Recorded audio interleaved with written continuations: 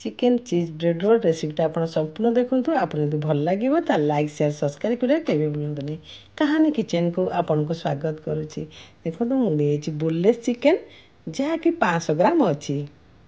देखो तापर सामग्री नवा चिकेन बाय कैप्सिकम रेड कैप्सिकम पियाज रसुण कंचा लंका एतिक आमर मसला दरकार और अदा रसुण पेस्ट। देखो तापर आम पैन बसैबा गैस रे पैन जमी गरम हम आम 2 चामच दबा तेल। तेल गरम हेले आम रसुण दबा जो छोट छोट साइज रसुण काटी से रसुण दबा। रसुण बहुत बढ़िया बासना आसबार। रसुण गोल्डन ब्राउन करने नहीं जमी कंचा अंश रसुण पड़ो 2 मिनट भाजा 2-3 मिनट। तापर आम अदा रसुण पेस्ट दबा। देखो अदा रसुण पेस्ट दबा।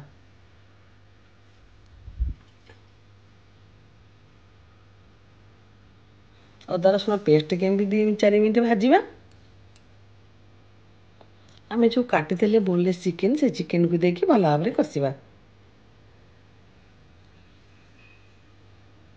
देखो चिकेन को देदबा। चिकेन दे भल भाव में कषा।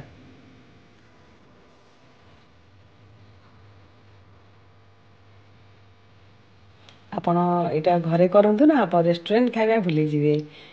पिला माने जो ऑनलाइन मगाउछन्ती ताठू बेटर आमे घरे पाइबा। आ जो मैंने प्रथम थर पर करुँच ना से भी करें। तापर स्वाद अनुसार लुण लंका पाउडर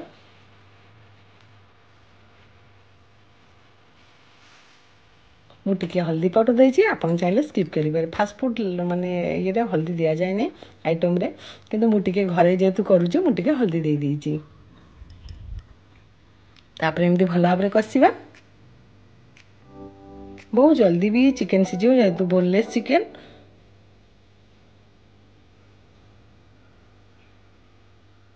गोलमरीच गुंड 1 चामच धनिया पाउडर 1 चामच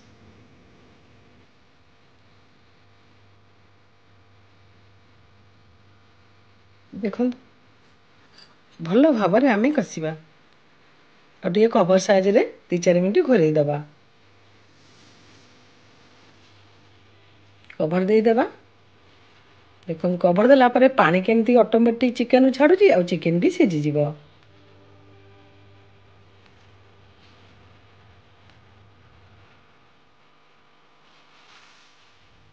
तापर दबा आम जो काटी पियाज चॉपिंग पियाज देदेबा।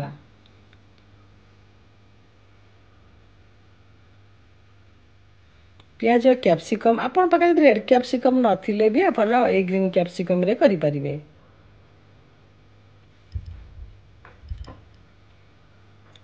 तापर एमती भल भाव देखु 2 मिनट भाजवा।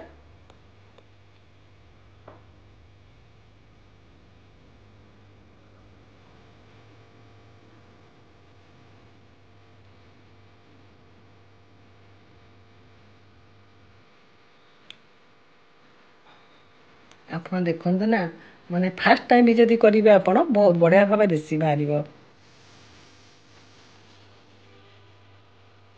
टिके दबा 1 चामच आमर चिली सॉस सोया सॉस 1/2 चामच। फास्ट मुझे सोया सॉसटा देती देख मैंने जापारे नहीं। तापर 3-4 drop vinegar white vinegar.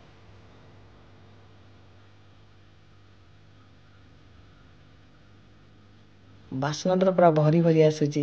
Bread रे आप जो करेंगे जेको प्रकार सेप देदेवे पूरा रही आप डरवे नहीं। बहुत भल भाव में करेंगे और ब्रेडटा जानते आमर ब्रेड क्रम दरकार नहीं। फिर ब्रेड रे बहुत क्रिस्पी आसो।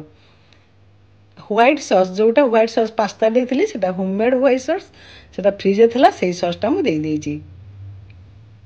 ये सॉस रेसिपी आप पाइबे बहुत सारा रेसिपी देती।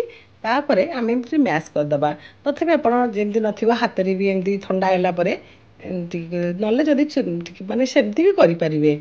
मैश न कले भी आप करें। मुझे करदेली बहुत भल लगे सब जिनस मिसीज ना आप चटू साइज चामच साइज भी करें।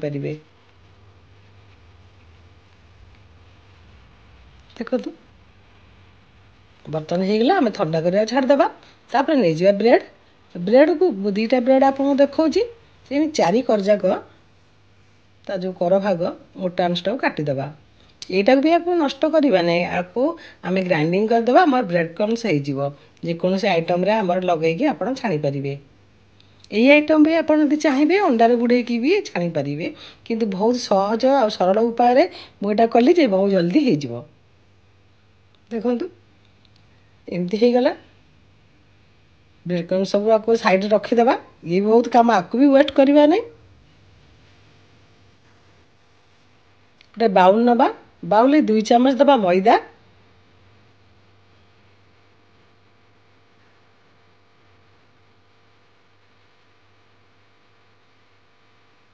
ତାପରେ ପାଣି ଦେଇଦେବା।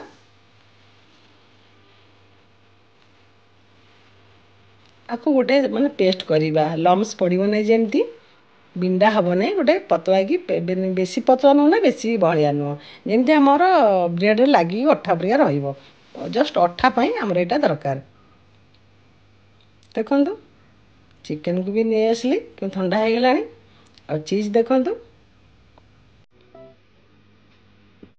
ଏ ମଜରେଲା ଚିଜ୍, ତାକୁ ଏମିତି ଦେଖନ୍ତୁ ଆମେ ଏମିତି ବ୍ରେଡ଼ରେ ଯେଉଁ ବ୍ରେଡ଼ଟାକୁ ବେଲି ଦେବା।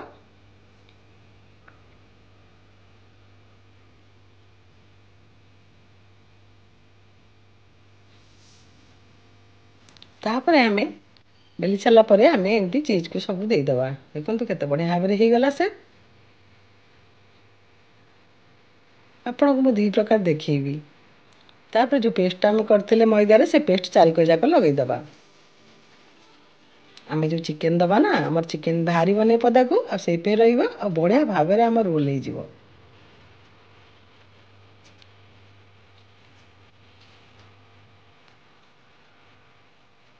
ଆମର ମଇଦାରେ ବେଲିବା ଇଏ କରିବା ଆଉ କିଛି ଦରକାର ନାହିଁ। ଯଦି ବ୍ରେଡ଼ରେ ଆପଣ ଏମିତି କରିଦେବେ ନା, ବହୁତ ଜଲ୍ଦି ହେଇଯିବ, ବହୁତ ସହଜ ହେଇଯିବ। ବ୍ରେଡ଼କୁ ଆଣିବେ, ଚିକେନ ବୋନଲେସ୍ ଚିକେନ, ଅଧଘଣ୍ଟାଏ ଭିତରେ ଆମ ରେସିପି ପୁରା ହେଇଯିବ। ଦେଖନ୍ତୁ ଏମିତି ଦେଇଦେବା, ତାପରେ ଚିଜ୍ ଦେଇଦେବା। ତ ଭଲ ଭାବରେ ଆମେ ରୋଲ୍ କରିବା। ସବୁ ଷ୍ଟଫିଂ ଏମିତି ଦେଇକି ଦେଖନ୍ତୁ ଏମିତି ହାତରେ ଆପଣ ପ୍ରେସ୍ କରିବେ, ଆଉ 4 କର ଯାକ ଏମିତି ରାଉଣ୍ଡ ରାଉଣ୍ଡ ଗୋଲେଇ ଦେବେ। ଆଉ 4 କର ଯାକ ଯେଉଁ ଆମେ ଅଠା ଦେଇଥିଲେ ତାକୁ ବି ଦେଇଦେବା ଏମିତି।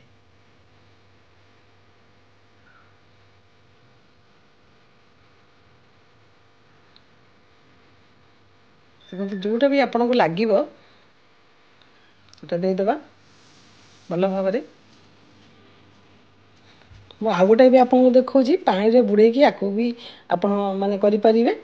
2 ପ୍ରକାର ଆପଣଙ୍କୁ ଦେଖାଉଛି। ଦେଖନ୍ତୁ କେତେ ବଢ଼ିଆ ଭାବରେ ହେଇଗଲା। ମୁଁ ଏମିତି ସବୁ ବନେଇ ଦେଇଛି।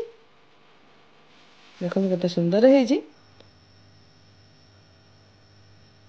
ତାପରେ ଗୋଟେ ପାଣିରେ ମୁଁ ବୁଡ଼େଇ ଦେଲି, ଏମିତି ତାକୁ ପ୍ରେସ୍ କରିବା, ପାଣିକି ଏମିତି ଚିପୁଡ଼ି ଦେବା।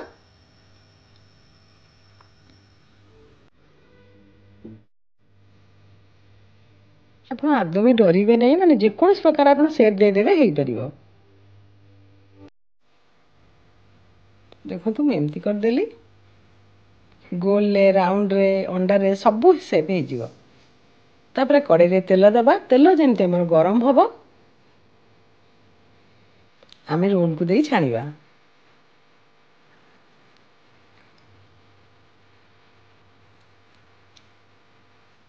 ଦେଖନ୍ତୁ ଏମିତି ଦେଇକି ଆମେ ଭଲ ଭାବରେ ସବୁ ଛାଣିଦେବା।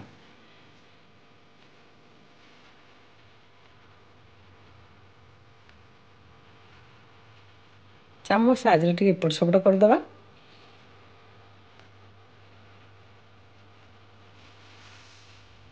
ଆପଣ ତ ଜାଣିଥିବେ ବ୍ରେଡ଼ଟା ବହୁତ ଉପରଟା ବହୁତ କ୍ରିସ୍ପି ହେବ। ଆପଣ ବେଶୀ ସମୟ ବି ହେବ ନାହିଁ, ମାନେ 5 ମିନିଟରେ ଆମର ହେଇଯିବ। ତେଲ କଡ଼େଇ ଦେବା, 5 ମିନିଟ୍ ଭିତରେ ଆମର ବ୍ରେଡ଼ ହେଇଯିବ, ରୋଲ୍ ହେଇଯିବ ରେଡ଼ି। ଗୋଲ୍ଡେନ୍ ବ୍ରାଉନ୍ କଲର୍ ହେଲେ ଆମେ କାଢ଼ିଦେବା। କାଢ଼ିବାଟା ଆପଣ ଦେଖିପାରିନି, ଆଉ ଗୋଟେ ଦେଖେଇ ଦେଉଛି। ଆଉ ସବୁ ଏମିତି ଦେଇଦେବା।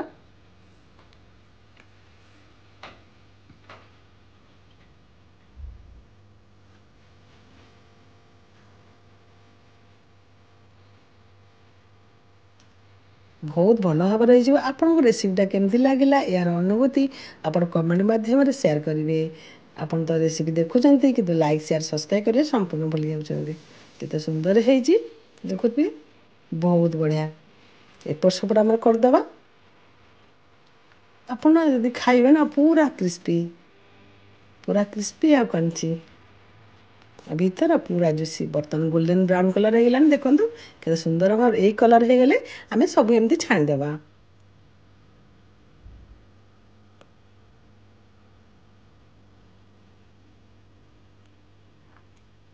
देखो केते बढ़िया भाव हो गोटे नुआ रेसिपी नहीं कि आसबि से पर्यंत मत विदाय दिंतु। जय जगन्नाथ। आपन जदि रेसिपी भल लगे ताले यार अनुभूति आपन कमेंट माध्यम शेयर करंतु। आपन कोड सब देखुचंती सेटा भी कमेंट माध्यम जणांतु। देखो आउ सब भी एमती छाणीदेवा सब केमती भल भाव छाणीदेवा। देखते केते सुंदर है बहुत क्रिस्पी आ जुसी आमर चिकेन रोल हो रेडी। देखो बहुत बढ़िया है पूरा ठन ठन बाजुची पिला मान तो बहुत खुशी होजिबे। ऊपरटा बहुत क्रिस्पी भीतर बहुत जुसी। नुआ रेसिपी नहीं आसबि से पर्यंत विदाय दिंतु। जय जगन्नाथ।